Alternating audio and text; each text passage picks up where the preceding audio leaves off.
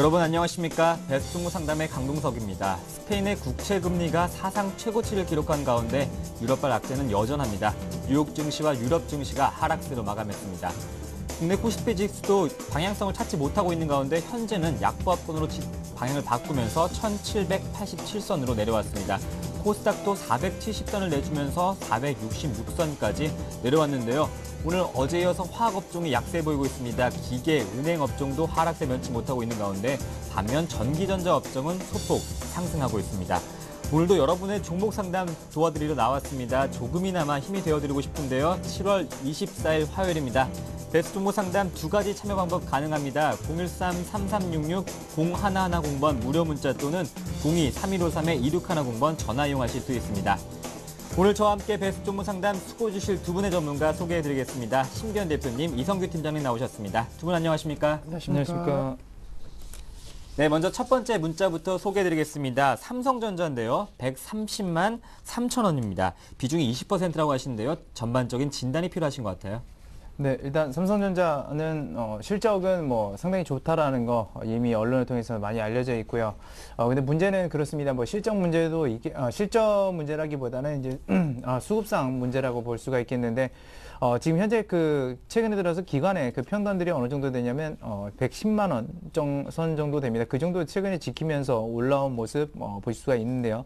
잠깐 차트로서 좀 설명을 드리게 되면 기관 평단이 110만 원 언저리 부근입니다. 그러다 보니까 기관들은 강하게 좀 매수를 하려고 그러고 한 120만 원 선을 도달하게 되면 외국인들은 이 포지션을 알고 있기 때문에 공매도로서 계속해서 좀 내려오는 모습들 보이고 있습니다. 그래서 일단 현재 구간에서는 110만 원에서 120만 원 구간의 박스권에 갇혔다고 보시면 되겠고요. 결국 이게 어느 한쪽 방향으로 가기 위해서는 사실상 어느 한쪽이 손절을 해야 된다라는 그런 겁니다. 그래서 아직까지 그런 양상들은 보이지 않고 있기 때문에 워낙 자금이 많죠. 여기서 지는 쪽이 말 그대로 손실을 엄청나게 보는 겁니다. 그래서 그런 점들을 우선적으로 좀 말씀드릴 수 있겠고요. 다만 이제 향후에 있어서 전반적인 사항들은 그렇습니다. 삼성전자의 실적 자체가 좋다라고 그렇게 나오기 때문에 추가적으로 상향을 갈 수 있겠지만 이 박스권에서 좀 오래 등락을 보인다라는 거 그런 점들을 말씀드리겠고요. 다만 그렇습니다. 갤럭시 3가 나왔는데 예상보다 반응이 좋지는 않습니다. 지금 현재 보게 되면 갤럭시 3 자체가 나왔을 때 발표일이 바로 이 부분이었죠. 이때부터 외국인들은 차익 실현 물량들을 계속해서 내놓기 시작했습니다. 그나마 최근에 들어서 공매도량이 좀 줄었다는 것이 이 정도 구간에서는 유지할 수 있다라는 것이고요. 물론 이 이후에 삼성전자 실적도 좋아질 수 있을 것으로 좀 예상하고 있습니다만 여전히 이 박스권에서 지금 헤어나오지 못한다라는 거 그 점 좀 명심하시면서 단기적으로는 110만 원 선에서 120만 원 사이에 트레이딩 관점에서만 접근하시기 바라겠습니다. 네, 오늘과 같은 시장 속에서도 또 완성차 업체는 그나마 선전하고 있습니다. 현대차, 기아차 각각 1%대 상승률 보여주고 있는데요. 부품주 현대 모비스도 1.7% 강한 모습 보여주고 있습니다. 여러분의 종목 상담 도와드리겠습니다. 두 가지 참여 방법 한 번 더 안내해 드릴게요. 013-3366-0110번 또는 02-3153-2610번 전화 열려 있습니다. 지금 종목 상담 신청하시면 저희가 바로 도와드리겠습니다.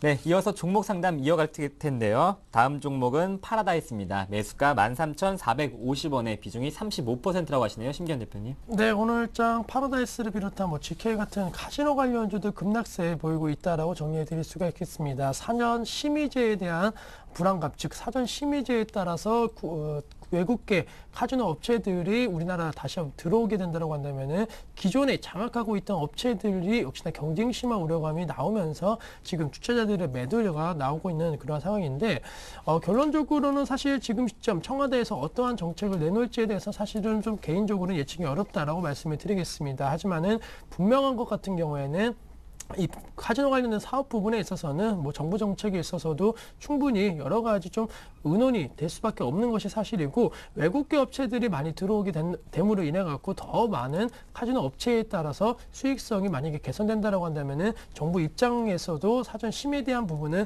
한 번쯤은 검토가 될 수 있지 않을까라고 말씀을 드리면서 이러한 불확실성이 갖고 있다라고 한다면은 외국계 카지노 업체 같은 경우에는 전반적으로 조금 좀 부진한 그런 우려감이 커질 수 있다. 따라서 외국인 전용 이런 카지노에 대해서도 우려감이 커질 수 있다라는 점 말씀을 드리겠고, 뭐 사실 카지노 관련주들 최근 흐름만 놓고 봤을 때는 외국계 전용이라든가 내국인 출입 가능한 뭐 카지노 관계없이 연일 하락세 흐름 보이고 있습니다. 파라다이스뿐만이 아니고 강원 랜드 그리고 GKL 같은 종목군들 최근에 좀 급락세 보였는데, 파라다이스나 GK 같은 경우에는 그동안 해외 관광객에 따른 기대감으로 사실 계속적인 급등 양상 꾸준하게 보여왔습니다. 하지만 7월달 들어서 그런 흐름이 완전히 좀 깨졌다는 측면에 있어서는 지금 시점은 해외발 여러 가지 이슈에 따라서 기대감 가질 수는 있겠지만은 국내적인 그러한 정책 불확실성이 높아지고 있기 때문에 지금 시점 뭐 떨어지는 칼날이다 따라서 어느 정도 낙폭과에 따른 뭐 기다려보자 이렇게 말씀드릴 수는 있겠지만 제 개인적으로는 비중을 좀 줄이시는 전략 말씀을 드리겠고, 비중 지금 한 35%라고 남겨주셨는데 비중은 20% 이내로 줄이시는 전략이 필요할 것으로 판단되고 있습니다. 따라서 갖고 계신 물량의 한 50%는 우선은 지금 쩔으시는 전략 말씀을 드리겠고, 나머지 물량에 대해서는 우선은 다시 한번 좀 반발 매수세 들어올 확률도 있을 것으로 판단되고 있기 때문에 나머지 물량에 대해서만 매수가 부분까지 우선 목표가만 좀 잡고 보수적인 투자 전략으로 이 종목은 끌고 가시는 것이 필요하지 않을까라고 말씀을 드리겠습니다. 네, 파라다이스는 비중을 20% 내로 줄이는 전략 제시해 주셨습니다. 참고하시면 좋을 것 같습니다. 네, 다음 종목은 현대제철입니다. 매수가 97,658원에 비중이 45%인데요. 문자를 막막합니다. 매도는 언제 해야 될까 이렇게 문의하셨습니다. 아무래도 현대제철 오늘 2% 빠지고 있고 77,000원 선입니다. 차트를 보면 전반적으로 좀 하락하는 추세인데요. 이성규 팀장님 어떻게 될까요? 현대제철 좀 봐주시죠. 네, 일단 뭐 현대제철은 다 아시다시피 이 현대제철 같은 경우는 뭐 철강서 그런 업체죠. 고로 그 생산도 하고 있고, 근데 상대적으로 오늘 그 포스코가 이제 아무래도 철강 대표주인데, 포스코 같은 경우는 0.42% 상승하고 있는 반면에 현대제철은 2% 넘는 하락세를 보이고 있습니다. 근데 그것은 어떻게 보면 이 그러니까 이쪽 그러니까 제품 포트폴리오 자체가 좀 틀리기 때문인데요. 근데 지금 현대제철 같은 경우는 말 그대로 현대중공업에 납품하는 것들이나 현대차에 납품하는 것, 기아차에 납품하는 것 이런 것들도 전부 다 볼 수가 있겠지만 전반적으로는 그 수익 추세가 좀 감소 추세에 있다라고 보시면 되겠고요. 그렇기 때문에 추가적인 낙폭이 좀 더 나올 수 있습니다. 유럽 문제에 어떻게 보면 현대중공업도 직격탄 맞고 있지만 그 뒤에 있는 현대제철도 좀 직격탄을 맞고 있기 때문이라고 이제 볼 수가 있겠고요. 그만큼 업황은 안 좋은데, 근데 포스코는 왜 그러냐라고 하면, 포스코를 참고적으로 말씀드리게 되면 포스코는 지금 단순히 철강 사업만 하는 기업이 아닙니다. 이제는요.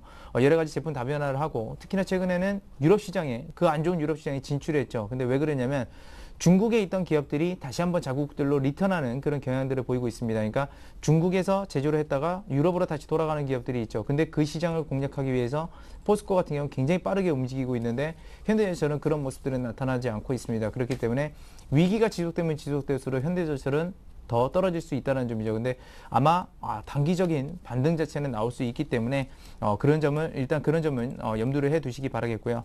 일단 손절가 같은 경우는 전저점 부분이라고 할 수 있겠죠. 74,000원 선 좀 우선적으로 좀 제시를 해드리겠습니다. 일단 낙폭이 더 나올 것으로 좀 판단되고 있고요.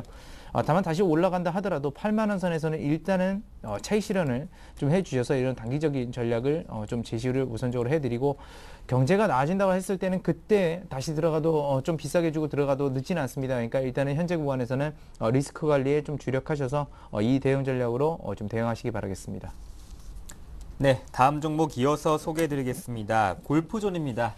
매수가 65,500원의 비중이 40%인데요. 오늘 코스닥 시장 좀 많이 빠지고 있습니다. 1% 넘게 하락하고 있는데요. 심기현 대표님 진단해 주시죠. 네, 뭐 골프존 같은 경우에는 현재 0.3%대 하락세 보이고 있습니다. 지금 52,700원 단에서 거래가 되고 있는데, 최근에 뭐 가뭄 관련된 부분, 뭐 장마 관련된 부분이 좀 이슈가 되었는데, 골프존 같은 경우에는 장마 관련 수혜주로 분류가 되고 있습니다. 물론 뭐 스크린 골프 업체이기 때문에 장마 관련된 부분, 실내에서 많이 행해지는 그런 형태가 많아진다라고 한다면은 뭐 기대감 높아지는 건 당연하겠지만은, 뭐 전반적으로 골프존 같은 경우에는 온라인 사업뿐만이 아니고 뭐 오프라인이라든가 다각화된 사업 구조를 갖고 있다는 측면이 가장 큰 장점으로 좀 작용할 것으로 판단되고 있고, 최근에 이제 겨울이 좀 긴 지역을 중심으로 해갖고 계속적으로 해외 진출을 하고 있습니다. 최근에 뭐 캐나다를 비롯한 이러한 지역에 좀 진출을 하고 있다는 측면에 있어서 골프존에 있어서 성장성은 분명히 있다라고 말씀을 드리겠고, 사실 골프존 관련된 프로그램 관련된 부분 세계적으로도 인정을 받고 있는 것이 사실입니다. 뭐 정교한 골프 관련된 부분에 있어서 그런 정교한 부분까지도 어느 정도 미세하게 다 잡았다라는 그런 평가가 나오고 있기 때문에 분명히 해외 시장에서도 어느 정도 호평은 이어질 수 있다라고 정리해 드리면서 성장성 부분은 분명히 있다라는 점 염두하고 투자 전략 세우자라고 정리해 드리겠고, 사실 최근 들어서 조금 지지부진한 흐름 보였습니다. 4월 달 이후에 주가가 좀 하락 추세가 이어지고 있는데 그것은 어디까지나 지금 약간의 비성수기다라는 점, 아무래도 성수기 시즌이었던 겨울철 1분기 같은 경우에 기대감으로 많이 올라가는 모습 보였습니다. 따라서 좀 3분기까지는 좀 지지부진한 흐름 보일 수는 있겠지만은 4분기 들어서는 분명히 주가를 회복 가능성 있다라고 정리해 드리면서 기간적인 측면만 한 6개월 이내에 투자 전략 가능하다라고 한다면 우선은 홀딩 전략 말씀을 드리면서 목표가 같은 경우에는 연말까지 한 62,500원 혹은 만약에 기간이 좀 길어진다라고 한다면은 내년 1분기까지는 충분히 63,000원대 이상의 목표 주가는 형성 가능할 것으로 판단되고 있기 때문에 기간적인 측면 말씀을 드리겠고, 만약에 좀 그 기간까지 못 기다리겠다라고 하신다라고 한다면은 한 57,000원 선에서도 좀 자르시는 전략이 필요할 것으로 판단되고 있습니다. 아무래도 앞서 말씀드린 대로 비성수기가 계속적으로 좀 지나가고 있기 때문에 횡보 및 어느 정도 좀 박스권에 갇힐 가능성이 있기 때문에 우선은 정고점 부분이 박스권 상단의 한 57,000원 부분에서는 한 번은 좀 자르시는 전략이 필요할 것으로 판단되고 있기 때문에 투자 기간에 따라 갖고 이 종목은 조금 다르게 매매를 해보자라고 정리해 드리겠습니다. 또 기간에 대한 접근법도 잘 참고하시길 바라겠습니다. 다음 종목은 현대중공업입니다. 매수가 29만 원의 비중이 15%인데요. 추가 매수해도 될까 이렇게 문의하셨습니다. 차트상으로는 연일 하락세 면치 못하고 있습니다. 뭐 외국인의 매도 현상이 나타나고 있는데요. 이성규 팀장님, 현대중공업 추가 매수해도 될까요? 네, 지금 언론에 나오는 얘기에 따르면 지금 도크에 배가 없답니다. 그만큼 이제 일거리들이 많이 줄어들고 있고요. 사실상 그런 것들은 언제 좀 이렇게 확인이 됐었냐면 3월 달쯤에 확인이 이미 됐었습니다. 그러니까 중공업, 조선중공업 업체들도 일거리가 점점 없어지게 되면서 계속적으로 구조조정하고 있는 양상들이었고요. 공교롭게도 그 시점이 이 현대중공업의 어떻게 보면 올해 고점이었습니다. 그리고 지금까지 내려오는데 아무래도 유럽 쪽에 비중이 많죠. 특히나 다른 조선중공업 업체들도 물론 굉장히 어렵습니다만 현대중공업이 유독 그런 이유가 유럽 비중이 상당히 크고 그쪽에 수주를 받는 비중이 상당히 컸기 때문에 충격은 가장 크다라고 이렇게 보시면 되겠습니다. 그래서 아무래도 그 유럽의 위기가 어느 정도 해소가 되고 다시 나아진다라고 하면 물론 바로바로 해서 그때 이제 배를 수주를 하는 것은 아닙니다만 그런 기대감으로 단기적으로 굉장히 급반등할 수 있는 그런 상황은 오겠지만 지금은 그런 상황이 아니죠. 그렇기 때문에 추가 매수는 지금 현재는 하시면 안 되고 그런 것들이 완벽하게 되고 나서 주가가 올라갈 때 차라리 좀 비싸게 주더라도 그때 사는 게 맞는 겁니다. 그래서 지금 추매는 굉장히 위험한 수준이다라고 보시겠고요. 지금 이거는 월봉 차트인데요. 그 조선중공업 업종들이 대부분 어떠냐면 한 2년 내지 3년 동안의 호황이 있습니다. 그 사이클인데 2년, 3년 동안의 호황이 있고 그 다음에 한 2년 정도의 또 불황이 찾아옵니다. 지금 어떻게 보면 불황의 막바지 단계라고 볼 수 있겠죠. 근데 유럽까지 저렇게 문제를 꼈을 때는 추가적으로 더 낙폭이 나올 수 있다는 점도 좀 이렇게 염두를 해 두셨으면 좋겠습니다. 하지만 가격 메리트는 여전히 좋기 때문에 일단 가격 메리트 측면에서는 지금 보유 관점에서 제시를 해 드릴 수 있겠고요. 사실상 그 기업 가치나 이런 것들은 늘어났지만 주가가 충격적으로 하면서 적자 전환이 된다고 했을 때 이 17만 원, 18만 원 선을 이탈하게 됐을 때는 아마 장기적 투자자, 그 이전부터 있었던 투자자들도 대거 출회해야 될 가능성이 높기 때문에 좀 장기적인 관점에서 한 19만 원 선 손절가로 좀 제시를 해드리겠고요. 목표 주가는 일단 단기적으로만 여기 이런 유럽 문제들이 일시적으로나마 해소된다고 했을 때 단기적으로 한 24만 원 선까지는 급반등할 가능성이 굉장히 높아서 24만 원 선을 단기적 목표 주가로 좀 제시를 해드리도록 하겠습니다. 네, 다음 종목 이어서 소개해드리겠습니다. KCC입니다. 매수가 27만 원에 비중이 30%. 전망이 궁금하다 하시는데요. 최근 30만 원 선 다시 회복했다가 KCC 좀 후퇴하는 모습 보여주고 있습니다. 심경 대표님 전망 진단해 주시죠. 네, 우선 뭐 KCC 같은 경우에는 건설과 관련된 뭐 페인트 관련 업체다라고 생각하시는 분들이 아마 많으실 겁니다. 따라서 건설업계와 상당히 좀 연관성 많다라는 거 말씀드리겠지만은 역시나 페인트 관련된 도로 관련된 부분은 자동차 업황과도 상대적으로 연관성이 많다라는 측면에 있어서 사실은 그동안 KCC 같은 경우에는 5월 달 들어서 조금 상승 추세가 나왔다라는 거, 전차 군단에 대한 기대감 높아지면서 KCC도 역시나 그러한 후광 효과를 좀 봤다라고 말씀을 드리겠습니다. 따라서 그러한 부분과 조금 주가의 맥락을 좀 짚어드린다고 한다면은 최근 들어서 7월 달 들어서 좀 급락세가 나오고 있다라는 거, 역시나 자동차 업황, 현대기아차를 중심으로 한 자동차 업황에 대한 불안감이 좀 확산이 되면서 KCC 역시나 그동안 증설 효과에 대한 기대감이 이 자동차 관련된 부분에서 나왔는데, 하반기 자동차 업황에 대한 부담감이 생긴다라고 한다면은 KCC도 조금은 타격이 불가피하다라고 말씀을 드리면서 우선은 관련된 부분에 있어서는 좀 비중 축소 의견 드리겠다라고 정리해 드리겠고, 최근에 KCC 같은 경우에는 연일 좀 급락세가 보이고 있습니다. 운봉의 형태가 좀 커지고 있다는 것이 지금은 아직은 하락에 대한 그러한 기조가 이어지고 있는 것으로 판단되고 있기 때문에 섣부른 바닥 예측은 조금 어려울 것으로 판단되고 있고, 전 저점이 25만 2천 원대에 대한 지지 라인 여부 가능할 수는 있겠지만은 사실은 지금 진짜 무조건적으로 낙관하기는 힘들 것으로 판단되고 있습니다. 건설 업황도 안 좋은 상황에서 그동안 성장성 모멘텀이었던 자동차 업황까지도 좀 안 좋은 것이 사실이기 때문에 우선은 지금 매수가 대비 좀 떨어져 있지만은 그렇게 큰 폭의 손실이 아니다는 측면에 있어서는 손절 혹은 어느 정도 분할 매도하시는 관점 대응 전략 말씀을 드리겠고, 이 종목 같은 경우에도 경기 사이클과 함께 조금은 건설업계가 호황일 때 오히려 매수하시는 것이 좀 필요하지 않을까라고 말씀을 드리면서 보수적인 투자 전략이 오히려 필요하지 않을까라고 정리해 드리겠습니다. 네, 다음 종목은 GS 리테일입니다. 매수가 24,200원의 비중이 30%인데요. 웅진코일 인수 관련해서 이슈가 됐던 종목이었죠. 웅진코일을 인수할 것 같은 GS 리테일이었지만 KTB가 웅진코일을 인수하기로 했다고 발표했습니다. 비유가 맞을지 모르겠지만 여자친구한테 고백하려고 잔뜩 준비해놨다가 기다리고 있었는데 부잣집 남자친구가 나타나서 고백하면서 뺏긴 꼴이 된 것 같은데요. GS 리테일 한번 봐주시죠. 24,200원의 비중이 30%입니다. 네.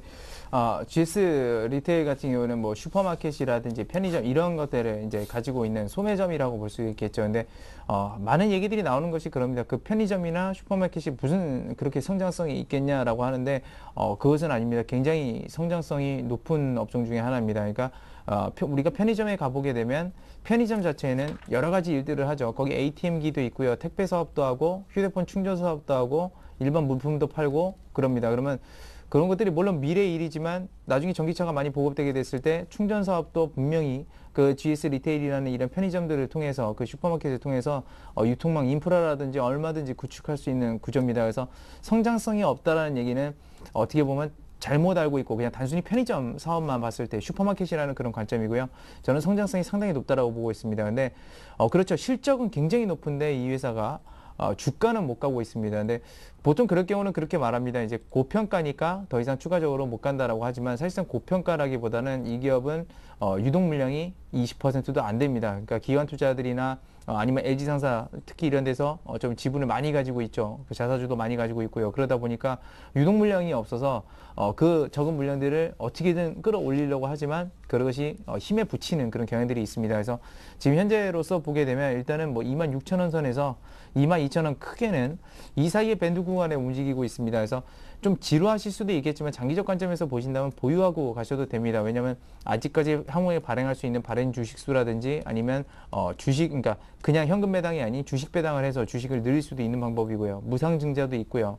그런 방법들은 있으니까 주식수는 점점 더 늘어날 것으로 좀 예상되고 있는데 다만 투자자분이 지루하실 수가 있다는 겁니다. 그래서 단기적으로 그냥 차익 실현을 하실 거면 한 26,000원 선 거의 도달했을 때는 차익 실현을 하시고 다시 한번 박스권 밑에, 그러니까 이 사이가 박스권이라고 하면 24,000원 밑에서 매수하는 게 분할 매수하는 게 가장 좋겠죠. 그런 식으로 해서 일단은 그 주식을 모아가고 향후에 있을 그런 어떤 주식 발행이라든지 이런 것들을 기대하시면서 좋을 것 같고요. 그래서 지금은 사실상 목표 주가를 그렇게 딱 정할 수 있는 시기는 아니다라고 이렇게 말씀드리면서 박스권 대응해서 하시라고 이렇게 조언을 드리도록 하겠습니다. 네, 이어서 종목은 EM코리아입니다. 매수가는 7,500원의 비중이 50%인데요. 심기현 대표님 봐주시죠.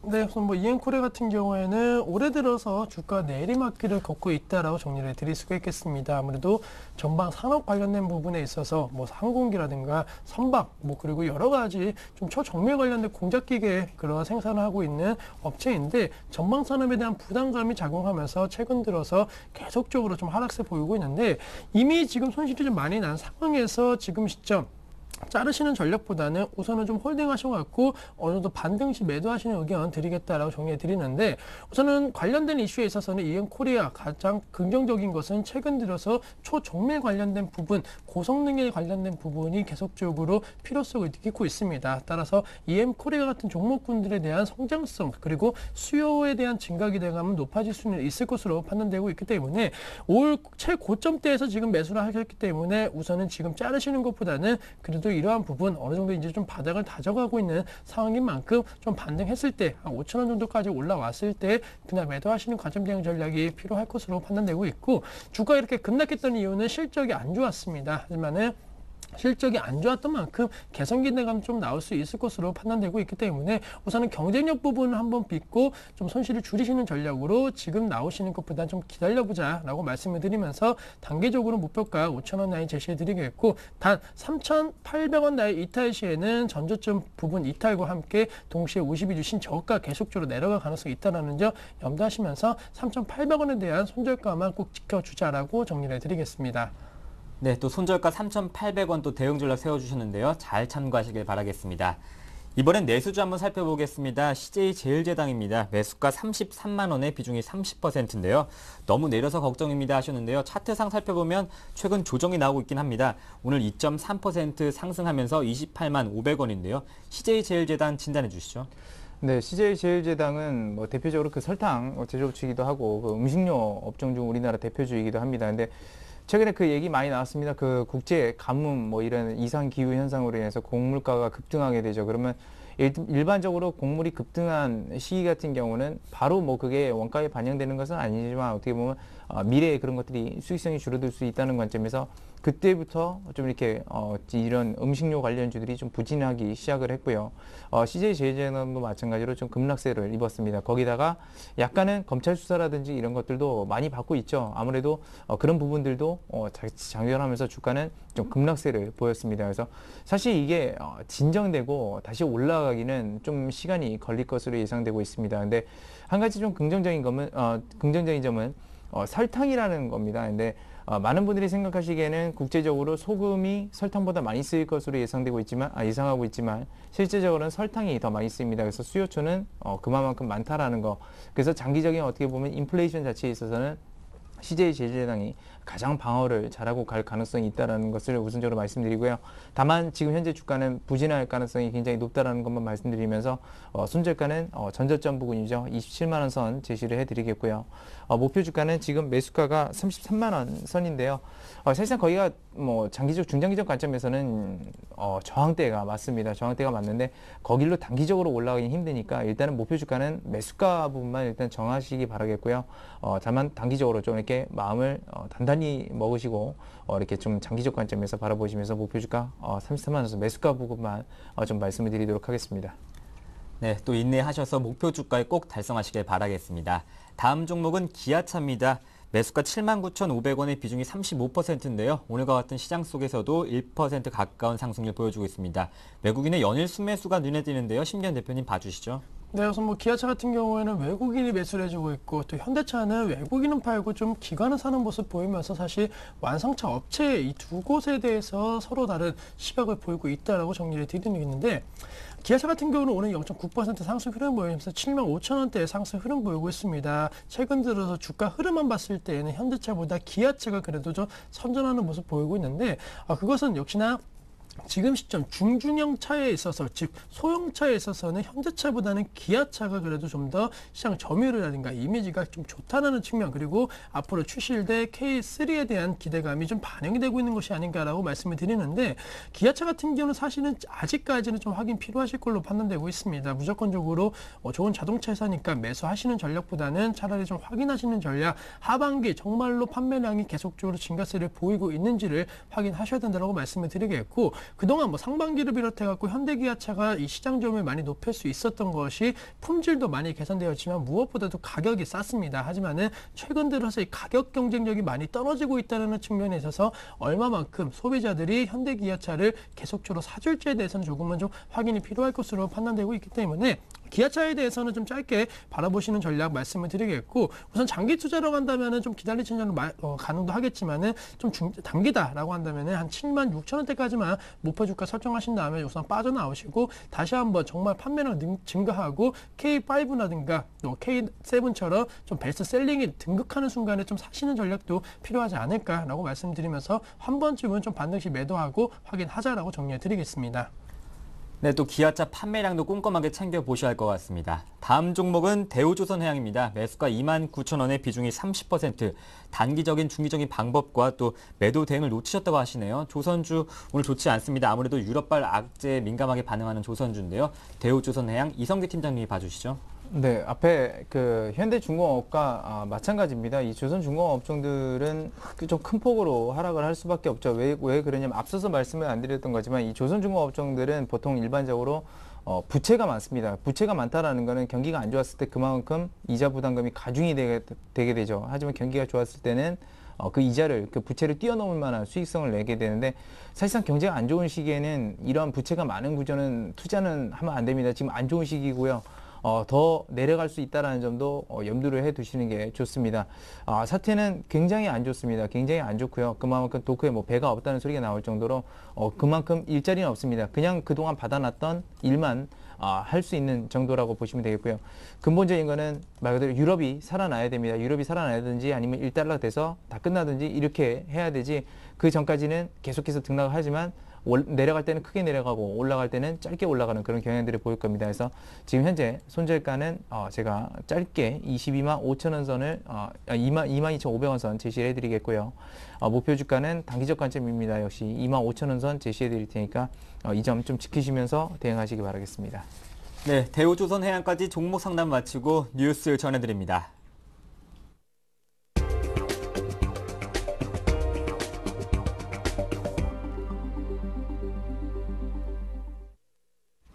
이 시각 주요 뉴스입니다. 안철수 서울대 융합과학기술원장이 대선 출마와 관련해 출마와 불출마 양쪽 다 가능성을 열어놓고 있으며 조만간 결론을 내리겠다고 밝혔습니다. 안 원장은 어제 SBS 예능 프로그램 힐링캠프에 출연해 대선 출마를 결정하기 위해서는 저를 지지하는 분들의 생각이 무엇인지, 제 생각이 그분들의 기대 수준에 맞을지, 제가 정말 능력과 자격이 있는지 등 세 가지를 꼭 생각해야 한다며 제 생각의 방향을 밝히는 것이 순서라고 생각해 책을 썼다고 말했습니다. 자신의 저서로 매개체로 국민과 소통하고 이를 통해 파악한 여론이 긍정적이라면 대선 출마를 최종 결심하겠다는 뜻으로 해석됩니다. 안 원장은 이어 바람직한 대통령상에 대해 시대적 과제인 복지, 정의, 평화를 이루려면 소통과 합의가 가장 중요하며 그 중심에 설 수 있는 대통령이 정말로 필요하다고 강조했습니다. 이명박 대통령이 이르면 26일 친인척 측근 비리와 관련해 대국민 사과를 할 것으로 알려졌습니다. 청와대 핵심 관계자는 이 대통령의 친형인 이상득 전 의원에 대한 검찰의 기소가 이루어지는 대로 이 대통령의 대국민 사과가 있을 것이라고 밝혔습니다. 솔로몬 저축은행으로부터 금품을 받은 혐의로 구속된 이 전 의원의 기소 시한은 오는 29일이지만 검찰은 주말을 피해 26일 또는 27일 이 전 의원을 기소할 전망입니다. 이 대통령이 이번에 대국민 사과를 하면 취임 이후 5번째로 국민을 상대로 직접 사과를 하게 됩니다. 이 대통령은 지난 2008년 미국산 쇠고기 수입과 파문과 관련해 2차례 사과했고 2009년과 지난해에는 세종시 수정과 동남권 신공항 백지화를 이유로 대국민 사과를 했습니다. 국제 신용평가사인 무디스가 독일과 네덜란드, 룩셈부르크 등 유럽 3개국의 신용등급 전망을 안정적에서 부정적으로 하향 조정했습니다. 무디스는 유럽 재정 위기에 따른 불확실성으로 부정적인 영향을 받고 있으며 그리스의 유로존 이탈 가능성도 커지고 있다고 설명했습니다. 무디스는 또 그리스가 유로존에 남더라도 스페인과 이탈리아 등 재정이 취약한 국가에 대한 지원이 필요하고 유로존이 현재의 형태대로 유지되면 신용등급이 높은 국가의 부담은 더 늘어나게 된다고 지적했습니다. 서울 지역 구별로 휘발유를 가장 싸게 파는 주유소들 간에도 가격 차이가 리터당 최대 300원가량 나는 것으로 나타났습니다. 유가정보 사이트인 오피넷에 따르면 서울 지역에서 보통 휘발유를 가장 저렴하게 판매하는 곳은 동작구 노량진에 있는 S-오일 주유소로 리터당 1,819원입니다. 반면 SK에너지 자문 주유소는 보통 휘발유를 리터당 2,115원에 팔아 종로구에서 가장 저렴했지만 노량진 S-오일 주유소보다는 리터당 296원 비쌌습니다. 60리터를 한 번 주유할 때 각 구별 최저가를 자랑하는 두 주유소 간에도 17,760원의 가격 격차가 생기는 셈입니다. 네, 오늘 저와 함께 베스트 종목 상담 수고 주신 두 분의 전문가님은 심기현 대표님과 이성기 팀장님 함께했습니다. 두 분 말씀 잘 들었습니다. 감사합니다. 새롭게 오픈한 베스트 종목 상담 블로그에도 여러분의 많은 방문 부탁드리겠습니다. 시장 상황이 좋지 않은 만큼 인내와 또 꾸준하게 투자하셔서 성공 투자하시길 바라겠습니다. 내일 뵙겠습니다. 고맙습니다.